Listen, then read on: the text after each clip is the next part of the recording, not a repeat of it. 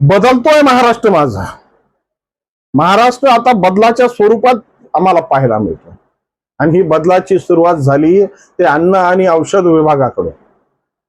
ज्या पद्धतीने अन्न व औषध विभागाने गेल्या 1 महिन्यापासून या महाराष्ट्रात आपल्या कारवाईचा बडगा वापरून ज्या पद्धतीने भेसळखोरांची जी आईचं दूध आठवण्याची वेळ आणली, ज्या पद्धतीने या भेसळखोरांच्या मुसक्या आवळून ज्या पद्धतीच्या भूमिका या सर्वसामान्य लोकांसाठी सुखरूपतेचा करण्याचे प्रयोग तुकाराम मुंडे साहेबांनी केलेत आणि ज्या पद्धतीने तुकाराम मुंडे साहेबांनी खऱ्या अर्थानं ज्या अन्न व औषध विभागाला काम करण्याची गरज होती ते कशा पद्धतीने करावं लागतंय याच्या एक मार्गदर्शक आणि ज्या पद्धतीचे दीपस्तंभ स्थापित केलेत ना, त्यामुळे आज खऱ्या अर्थानं सर्वसामान्य माणसाचं आरोग्य हे खऱ्या अर्थानं चांगल्या पद्धतीने राहील ह्याची आता शाश्वती मिळू लागलेली. मित्रांनो, आजपर्यंत ज्या पद्धतीने अन्न व औषधांनी आपली डोळे झाक केली, ज्या पद्धतीने डोळे झाकलेल्या मांजरीप्रमाणे दूध पिऊन आपली स्वतःची परिस्थिती गडर केली आणि या गडर झालेल्या या व्यवस्थेने ज्या पद्धतीने या दवाखान्याच्या पायऱ्या चढण्यासाठी सर्वसामान्याला मजबूर केलं ना, त्याच्याच भूमिकेच्या विरोधात आज तुकाराम मुंडे काम करतात. वास्तविक स्वरूपात ज्या पद्धतीने सर्वसामान्य माणसाला एक स्वच्छ पाणी, स्वच्छ अन्न आणि स्वच्छ हवा मिळणं हे गरजेचं आहे, तीच भूमिका आज खऱ्या अर्थानं तुकाराम मुंडेंनी या अन्न व औषध या विभागाकडून लोकांना पुरवण्याचा प्रयत्न करतायत.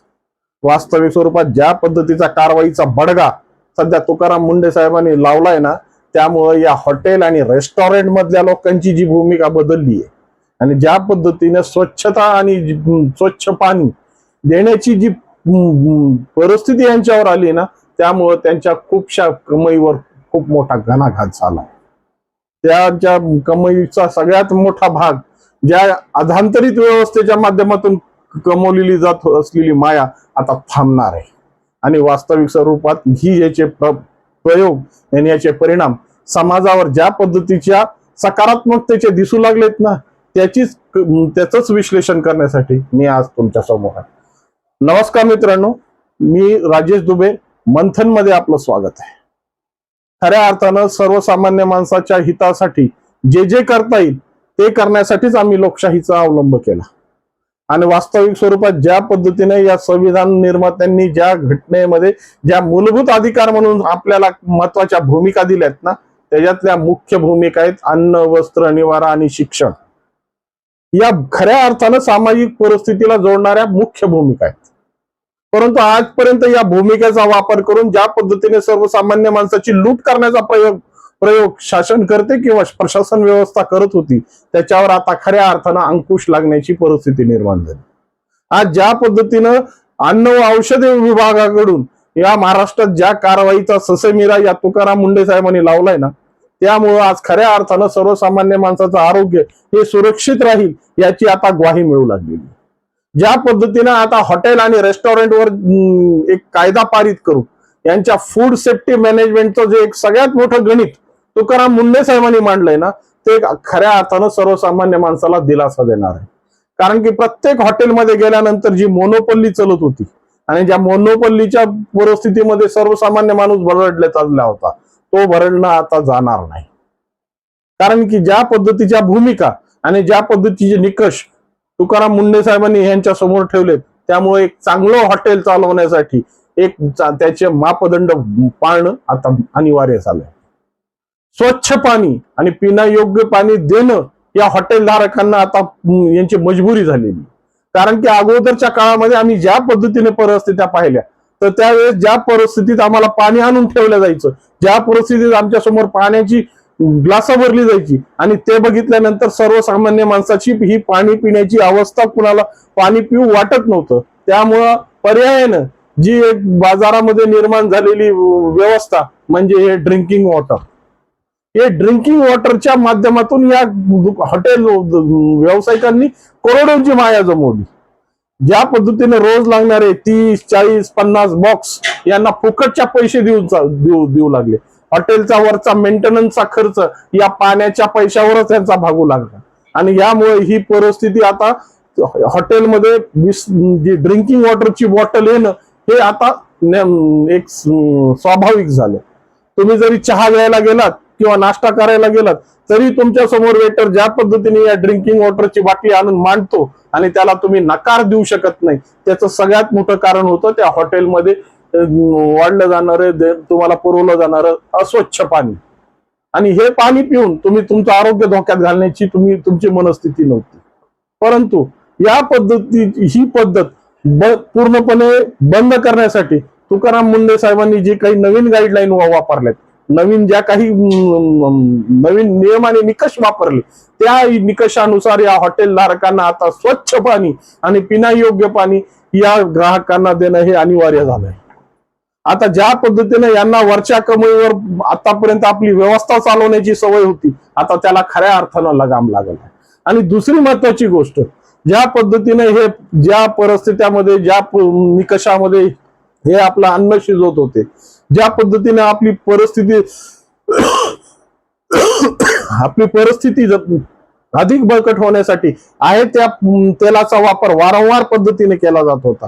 कसल्याही मानक परिस्थितीमध्ये अन्न शिजवलं जात नव्हतं. आता त्यालाही चांगल्याच पद्धतीने चोप बसलाय. कारण की ज्या पद्धतीने तुकाराम मुंढे साहेबांनी या सगळ्या प्रक्रियेमध्ये आज ज्या कडक शिस्तीचा कारवाया सुरू केल्यात आणि ज्यामुळे आता या हॉटेलवाल्यांचे चांगले धाबेदान आणलेत. कारण की या परिस्थित्या आता आजपर्यंत त्यांच्या सगळ्या चालत होत्या. ज्या पद्धतीने हे अन्न औषधवाले आपल्या डोळ्यावर पट्टी झाकून आहे त्या परिस्थितीला झाकून आपली फक्त पाकिटं गरम करायची, ज्या पद्धतीने या पाकिटांच्या माध्यमातून सर्वसामान्य लोकांच्या लुटी व्हायच्या, आज ते बंद होताना दिसत आहे. आज रेस्टॉरंट चालवणं म्हणजे या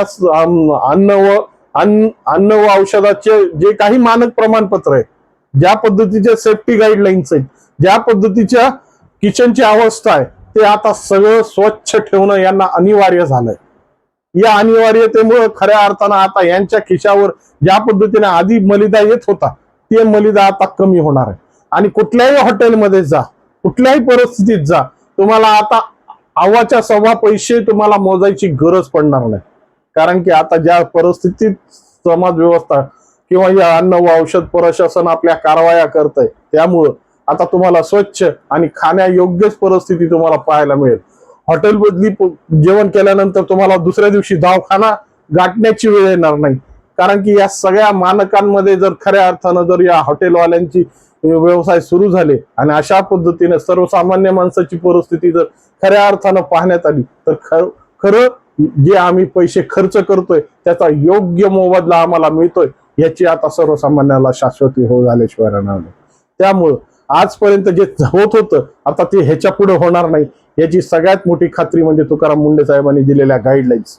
भले तुकाराम मुंढे साहेब ह्याच्यात राहतील किंवा न राहतील, अधिकाऱ्यांची ज्या पद्धतीने खिशे गरम करण्याची परिस्थिती होती, ती परिस्थिती आता खऱ्या अर्थानं कायमची संपणार आहे. कारण की दिलेले मानक जर या हॉटेल लाईन्सनं जर वापरले नाही, या हॉटेल चालकांनी वापरले नाही, तर त्याचे परिणाम त्यांच्या धंद्यावर आणि त्यांच्या परिस्थितीवर निश्चित होणार आहे. आणि याचा बडगा म्हणजे ज्या पद्धतीच्या भूमिका मांडल्यात आणि ज्या पद्धतीची शिक्षेची प्रावधान यांनी केलेत, ते शिक्षेचे प्रावधान होऊ नये याच्यासाठी स्वच्छ आणि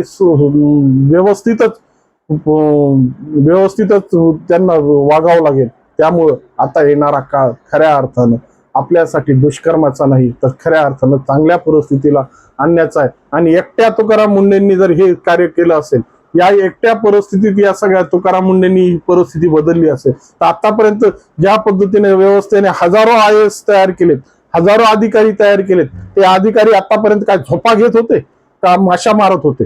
हाच प्रश्न आता समाज व्यवस्थेसमोर उपस्थित राहायला पाहिजे. प्रत्येक अधिकाऱ्याला तुकाराम मुंढे का होता येत नाही?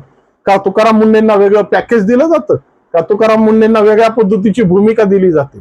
आता खऱ्या अर्थानं ज्या पद्धतीने तुकाराम मुंढे आपल्या अधिकाराचा वापर करतायत, तेच खऱ्या अर्थानं या शासकीय व्यवस्थेला दिलेले मूळ अधिकार आहेत. फक्त कर्तव्याची जाणीव जर असेल आणि स्वतःच्या स्वार्थ सोडण्याची जर तयारी असेल, तर चांगल्या पद्धतीचं प्रशासन या महाराष्ट्राला मिळू शकतं. याचाच दाखला आज तुकाराम मुंढे साहेबांनी समाज पटलावर मांडलाय. ह्याच्याबद्दल तुमचं काय मत आहे आणि या संदर्भात तुमच्या काय प्रतिक्रिया आहेत त्या निश्चित कॉमेंटच्या माध्यमातून कळवा. आणि व्हिडिओ आवडला असेल तर लाईक, शेअर आणि सबस्क्राईब करायला विसरू नका. नमस्कार.